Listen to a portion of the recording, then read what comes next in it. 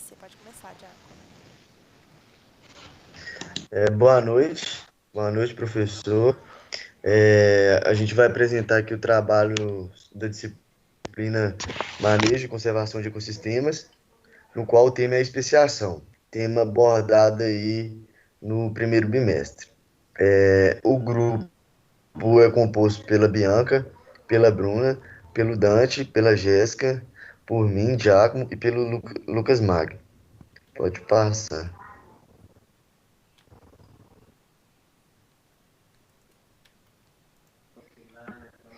Eu vou falar agora um pouco da introdução. Vou falar agora um pouco da introdução. É, a formação de espécies, né? Ela depende de vários fatores. A formação de uma nova espécie, ela pode ser chamada de especiação e pode implicar na transformação da espécie ou criação de outras espécies ou a divisão de uma espécie. E o comportamento reprodutivo da espécie é característica primária na determinação das fronteiras. A fronteira pode ser geográfica, por exemplo, é, a forma como o fluxo genético, o que é o fluxo genético? Ele é a migração dos genes entre as populações, ou seja, a transferência de genes dentro da mesma população. Esse fluxo gênico pode se tornar restrito e é um fator determinante para o que tipo de especiação que vai ocorrer. Então, a gente vai abordar mais detalhes sobre as principais diferenças de especiações que existem. Pode ser ela com barreira física ou sem barreiras físicas. E também vamos apresentar um estudo de caso sobre os padrões de especiação das espécies do gênero Vitalis, Arenae Theraposidae, da região sul do Brasil. Passa. O objetivo é abordar acerca da especiação e relacionar o tema com o estudo de caso da aranha do gênero Vitalis, Arenae Theraposidae, da região sul do Brasil. Bom, primeiramente a gente vai explicar um pouco sobre a anagênese e a cladogênese, que são dois métodos, digamos, né, de especiação, no qual nós vamos ter na cladogênese uma característica bastante importante, que é sempre que ocorre a cladogênese, você vai ter uma barreira geográfica ou uma separação geográfica entre as populações. Então, você vai ter lá uma população nativa, uma espécie, em uma ilha, por exemplo, e lá ocorreu por placas tectônicas, uma separação por placas tectônicas e dividiu a ilha. Então, nisso separou as populações, mas continua sendo da mesma espécie. Porém, com o passar dos anos, isso pode se modificar e transformar essas populações idênticas em espécies diferentes, através da modificação que eles tiveram que se adequar. Ou seja, né, na cladogênese você tem uma barreira geográfica separando essa população e cada população estará exposta a ambientes distintos que levará à ocorrência de mutações e adaptações. Então, em uma espécie ancestral acaba originando duas ou mais espécies. Já na anagênese, ela pode fazer parte da cladogênese, e a especiação ela pode contar com os dois processos, da anagênese e da cladogênese, porque a cladogênese foi a separação das populações e a anagênese foi a modificação gradual das espécies. A anagênese ela pode ser interpretada como mutação, recombinação gênica ou seleção natural, que é o que se enquadra nesse exemplo da ilha. Ou seja, né, na anagênese a especiação é linear. Aqui no slide a gente tem um exemplo dos ratinhos. Na anagênese, por exemplo, o ratinho branco clarinho aí de baixo, ele é uma espécie A que irá se transformar em uma espécie B e vai substituir a espécie A e se transformará futuramente uma espécie C que substituirá a espécie B e daí por diante. Já na cladogênese, temos um ratinho A que dará origem ao ratinho B1 e B2. E por aí vai, porque na cladogênese existe o processo de ramificação, já na anagênese é um processo linear. Agora eu vou falar um pouco sobre a especiação alopátrica vicariante. A especiação alopátrica vicariante, ela é caracterizada pela separação geográfica. Como eu citei, né, onde a espécie ancestral acaba gerando duas ou mais espécies. E essas populações se diferenciam por alimentação, hábitos, predação e daí por diante, através da seleção natural ou da mutação. Eventualmente, uma barreira reprodutiva também aparece, formando duas espécies de acordo com o CBE, que é o Conceito Biológico de Espécies. Aqui temos um exemplo da população de micos do gênero Saguinus, que foram separados pelo rio Amazonas e afluentes. Nas regiões onde os rios são muito largos, as populações das margens opostas não se intercruzam e se divergem em direção a espécies separadas. Tem sido proposto que essas espécies de sagui tenham divergido de outras espécies da bacia amazônica, e isso ganha força por considerações morfológicas, relacionadas tanto à transição de formas jovens para adultas, quanto a coloração da pelagem muda consideravelmente e são similares entre as duas espécies. Só varia a questão de alimentação, hábitos também, e daí por diante. Outro exemplo que a gente tem são duas espécies de esquilos que foram separadas pelo Grand Canyon nos Estados Unidos. Antes do Grand Canyon se formar, apenas uma espécie de esquilo habitava a região. Então, o cânion foi se tornando cada vez mais profundo e ficou cada vez mais difícil dos esquilos viajarem, tanto do lado norte para o lado sul. Então, um subgrupo de esquilos tornou-se isolado no lado norte e o subgrupo ficou isolado ao lado sul e viraram espécies distintas. Já a especiação alopátrica peripátrica está relacionada a uma pequena quantidade de uma população que migra e funda uma nova população. Essa ação é chamada de efeito fundador. A população também irá se distinguir por deriva genética e seleção natural, onde as espécies passarão a ter hábitos distintos. E, eventualmente, uma barreira reprodutiva aparece entre as populações alopátricas, formando duas espécies de acordo com o conceito biológico de espécies. O exemplo que temos aqui é a diferença da jararaca ilhoa e da jararaca do continente. O nível do mar sofreu oscilações no período quaternário e criando assim vários momentos passagem de secas entre a ilha e o continente. Então, possivelmente, em um desses momentos havia apenas uma espécie ancestral de jararaca e com a elevação do nível do mar, uma pequena parte da população teria ficado isolada na ilha e acabou se diferenciando da jararaca ilhoa. E a população restante teria originado a espécie do continente.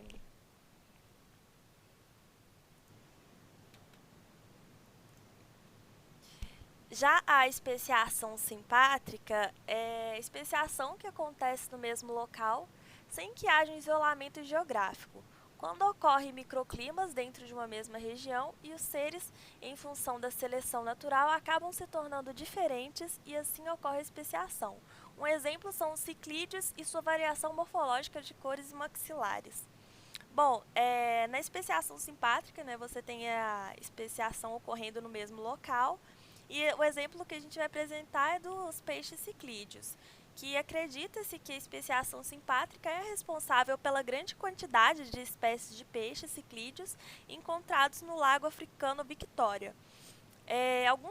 Alguns pesquisadores acreditam que o lago foi colonizado apenas por uma espécie ancestral e começaram as variações por questão de predação, alimentação, luminosidade do ambiente também e por aí adiante. Especiação parapátrica. Na especiação parapátrica, a população é contínua, mas mesmo assim a população não se cruza aleatoriamente. Os indivíduos são mais propensos a cruzar com seus vizinhos geográficos do que indivíduos que faz parte diferente de um grupo de população. Para muitos pesquisadores, a especiação parapátrica é equivalente a alguns processos de especiação ecológica, nos quais um ambiente divergente ao longo da paisagem leva às novas espécies com diferentes adaptações. Um exemplo que vamos apresentar é como podemos observar as primeiras etapas de especiação parapátrica na espécie de gramínea Anthochatum odораtum, onde algumas dessas plantas vivem próximas às minas, onde o solo foi contaminado com metais pesados e as plantas em torno das minas sofrem seleção natural para que os genótipos que são tolerantes a metais pesados, elas só crescem se os genótipos ali em questão. Enquanto isso, plantas vizinhas que não vivem em solos contaminados não foram submetidas à seleção para esse caráter. Os dois tipos de plantas estão próximos o suficiente para que os indivíduos tolerantes e não tolerantes possam potencialmente fertilizar um ao outro. E assim eles parecem cumprir a primeira exigência da especiação parapátrica de uma população contínua. No entanto, os dois tipos de plantas evoluíram diferentes em épocas de floração. Então, essas mudanças poderiam ser o primeiro passo para cortar inteiramente o fluxo gênico entre os dois grupos. Por fim, ainda temos a especiação parapátrica aqui, que vamos explicar a parte da zona híbrida, que quando duas populações de uma espécie divergem geneticamente em áreas adjacentes, com habitats diferentes, pode-se formar uma zona híbrida interpopulacional. Essa região de contato das suas duas populações é chamada de zona híbrida. Então, como por exemplo a gente deu das gramíneas, então a parte que cresce na área com rejeito, poderia ser essa área azul, e a parte que não cresce que cresce no solo normal, sem o rejeito, a parte verde aqui. E existe a zona híbrida, que tem a parte, que é uma mistura daquela parte que cresce na área de rejeito e na área sem o rejeito. Por fim, temos a especiação topopátrica, que é a especiação que acontece através da proximidade das espécies entre os indivíduos da população. Uma maneira de acontecer a especiação topopátrica é através das espécies em anel, onde as diferentes genéticas são progressivas ao longo de uma cadeia de indivíduos. Um exemplo são variações da ave Phylloscopus trochilidoides, que é um possível exemplo, a espécie dessa ave, porque durante a última era glacial, quando a Sibéria se dividiu em pequenos focos de florestas, as populações dessas aves foram confinadas ao sul da área e que viviam antes. Então, quando a floresta voltou a se expandir, as aves elas teriam seguido para o norte, circulando assim o Planalto tibetano por dois caminhos diferentes, pelo leste e pelo oeste. E a partir da localização de um anel contínuo da população da ave, em torno do Planalto tibetano, os cientistas descobriram variações graduais nos padrões, tanto do canto, na morfologia, nos marcadores genéticos de população da ave. Então, assim, por exemplo, se a ave desse lado azul aqui canta próximo à ave do lado amarelo, ela não concilia o canto, não reconhece, porque acabaram formando subgrupos diferentes.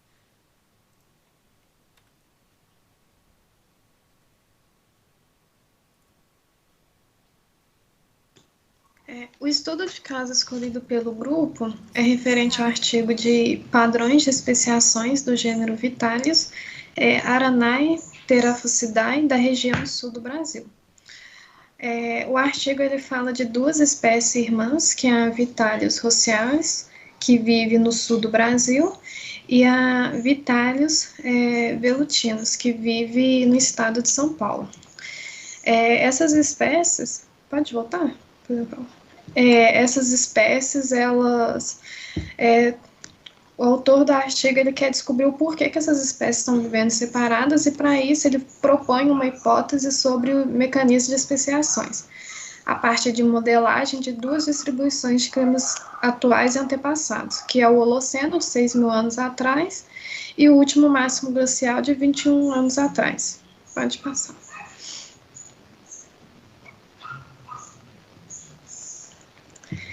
Os materiais e métodos utilizados foi a distribuição das espécies V. roseaus e V. velutinus, que está intercalados pela espécie paranaense. Para isso foi utilizado 3 envelopes climáticos para reconstruir os cenários, que é o presente de 1950 a 2000, o Holoceno de 6.000 anos atrás, e o último máximo glacial, o MG, de 20.000 anos atrás. Para poder reconstruir esses cenários, foi utilizada a ferramenta de Maxent. Pode passar.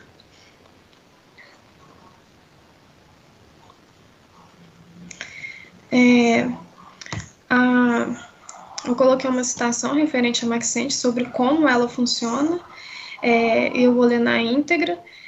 Primeiramente, o Maxent assume que a probabilidade em todo o espaço geográfico é perfeitamente uniforme, sendo esta restringida pelas informações ambientais obtidas no registro de presença das espécies, limitando assim sua distribuição geográfica. Phillips et al. 2006. As vantagens dessa ferramenta são muitas, né, principalmente porque possui a exigência somente de dados de presença. Então, pela questão de os anos muito antigos, como a era de Holoceno e o último período glacial, consegue fazer uma reconstrução desse cenário. Ele tem algoritmos muito precisos e uma sólida definição matemática. A geração de gráficos é a partir do tipo de AUC, que é a área de under the curve, e ela possui avaliação a partir de 3 valores, que é 0,5, que a parte dele é um desempenho do modelo não é melhor que uma seleção randonômica, acima de 0,8 possui um bom desempenho, e acima de 0,9 o desempenho é alto e muito preciso. Pode passar. Os resultados. Não houve nenhuma sobreposição entre as espécies e os modelos resultantes das variáveis. A UC apresentou valores considerados altos, então tem resultados muito precisos. E a partir da diminuição de regularizações, as conexões entre as espécies ficam cada vez mais restritas, que vamos ver nas imagens a seguir. Pode passar.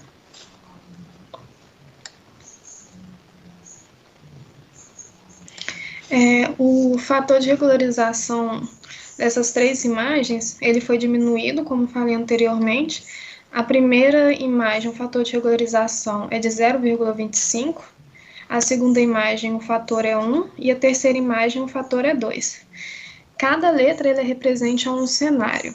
A letra A é do Roseaus, do último máximo glacial, a B é do Roseaus no Holoceno, a C é do Roseaus no presente. Na D é o Velutinus no último máximo glacial, na E é o Velutinus no Holoceno e na F é o Velutinus no presente. A G é o ancestral no último máximo glacial e a H é o ancestral no último Holoceno. Na última imagem, por ela se tratar ter um número de fator de regularização maior, podemos ver no cenário G e H uma aproximação maior das espécies ancestrais. Só que a partir do momento que vai diminuindo o fator de regularização, a gente vai observando um distanciamento entre da espécie. Pode passar.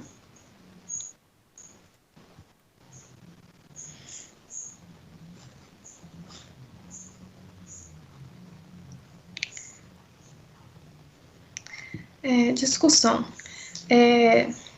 Devido aos cenários do período glacial e o Holoceno, no Brasil teve mudanças significativas das paisagens. A partir de registros polinológicos, dataram-se polis de diferentes idades. Então, isso indica que antes do último máximo glacial, a predominância no sul do Brasil era de pólen herbáceo em relação ao arbóreo. Mas após o último máximo glacial, as florestas de araucárias se tornou bem marcante no sul do país. E após o período do Holoceno, houve outra mudança climática, que no sul do Brasil teve uma característica predominante de úmido e sem períodos secos significativos, o que causou o aumento das florestas de araucárias, e isso causou a ruptura no corredor entre essas duas espécies irmãs. Pode passar.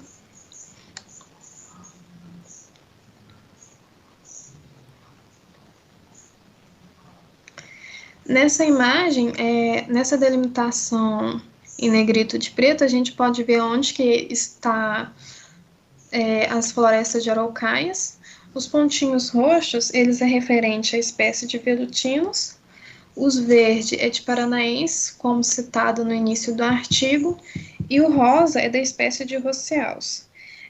Podemos ver que as espécies, ela não, com exceção da paranaensis, ela não ultrapassa a floresta de araucárias, e a espécie de roseais, ela apenas fica nas bordas, mas não ultrapassa a floresta. Pode passar. Com isso, a gente pode concluir sobre o artigo que a especiação que ocorre é uma especiação alopátrica, causada pela expansão da floresta de araucárias. A floresta de araucária, ela é considerada uma barreira física, e com isso as alterações no multiplicador permitiu visualizar onde provavelmente ocorre o fluxo gênico da população ancestral do sul e sudeste do Brasil. Pode passar. Então, agora eu vou falar da conclusão. A especiação, na verdade, ela é uma divisão das linhagens entre uma espécie. Então, a partir dessa divisão, ela pode resultar no surgimento de outras novas espécies. O processo de evolução, ou evolutivo da especiação, ele pode acontecer de várias formas, igual as meninas falaram: alopátrica, simpátrica, parapátrica e topopátrica. Então, diante de todos esses tipos de especiação, a gente pode concluir alguns fatores, como a barreira geográfica, ela pode ocasionar o isolamento reprodutivo. Os microclimas da região também fazem grande diferença, porque faz com que os seres sejam diferentes, né, em função da seleção natural, pela diferença do clima. A contaminação do solo também pode ser um fator, porque ele faz com que as espécies não se evoluam, ficando espécies mais preparadas para aquele tipo de solo. Então ele meio que escolhe, entre aspas, a espécie que vai se adaptar melhor, e a proximidade também é um desses fatores que faz com que as espécies realizem o isolamento pela distância. Então, duas espécies que estão muito distantes, elas vão sofrer um tipo de especiação também, por causa dessa diferença de proximidade. Bom, e aqui está nossas Pode referências passar. bibliográficas, e assim a gente encerra o nosso seminário sobre especiação.